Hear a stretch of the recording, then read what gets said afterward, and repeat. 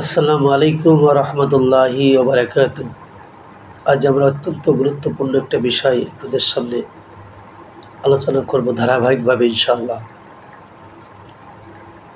কিয়ামত সম্পর্কে, যেটা পৃথিবীর কোনো মানুষের, বিশেষ করে মুসলমানদেরকে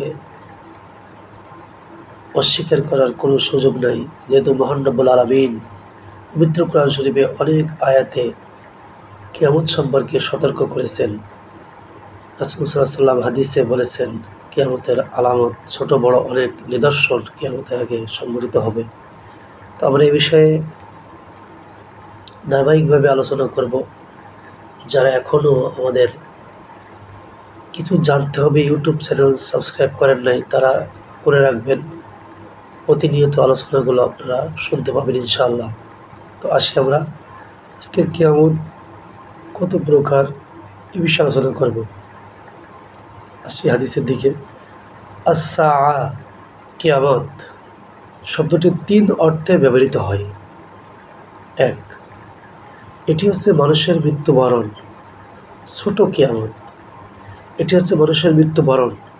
সুতরাং যে মরে গেল সে অন্য জগতে প্রবিষ্ট হয়, তার উপর যেন কিয়ামত ঘটে গেল। ২, মধ্যম কিয়ামত, তা হলো ২১ শতাব্দীর অধিবাসীদের মৃত্যুবরণ। এই বিষয়টি হযরত আয়েশা রাদিয়াল্লাহু আনহা হাদিসে বিস্তারভাবে বলে দিয়েছেন। হযরত আয়েশা রাদিয়াল্লাহু আনহা বলেন, অনেক বেদুইন লোক রাসূল সাল্লাল্লাহু আলাইহি ওয়াসাল্লামের কাছে এসে জিজ্ঞেস করত, কিয়ামত কখন হবে? তখন তিনি তাদের মধ্যে সর্বকনিষ্ঠের দিকে লক্ষ্য করে বলতেন, এ বালকটি যদি জীবিত থাকে তবে সে বৃদ্ধ হওয়ার পূর্বেই তোমাদের উপর কিয়ামত ঘটে যাবে, অর্থাৎ তাদের মৃত্যু ঘটবে। হাদিস বুখারী, হাদিস নম্বর ৬৫১১, মুসলিম হাদিস নম্বর ২২৫২।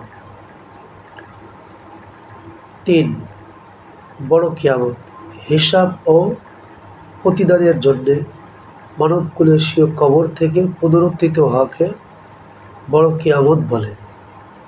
যখন কোরআনে কিয়ামত শব্দ সাধারণ অর্থে ব্যবহৃত হয়, তখন তা দ্বারা বড় কিয়ামত উদ্দেশ্য হবে। মহান আল্লাহ বলেন, ইয়াসআলুকান নাসু আনিস সাআত, লোকেরা আপনাকে কিয়ামত সম্পর্কে জিজ্ঞাসা করে। সূরা আহজাব ৬৩ নম্বর আয়াত। মহান আল্লাহ আরও বলেন, ইকতারাবাতিস সাআত, কিয়ামত আসন্ন। সূরা আল কামার আয়াত নম্বর ১।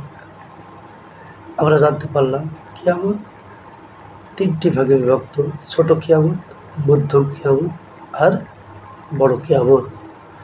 আমরা পর্যায়ক্রমে কিয়ামতের ছোট আলামতগুলো আলোচনা করব ইনশাআল্লাহ। আল্লাহ আমাদেরকে কঠিন এই দিনের ঈমানের হাতে ওঠার তৌফিক দান করুন এবং আমাদের জন্য সহজ করে দিক। সকলে বলি আল্লাহুম্মা আমিন। আসসালামু আলাইকুম ওয়া রাহমাতুল্লাহি ওয়া বারাকাতুহু।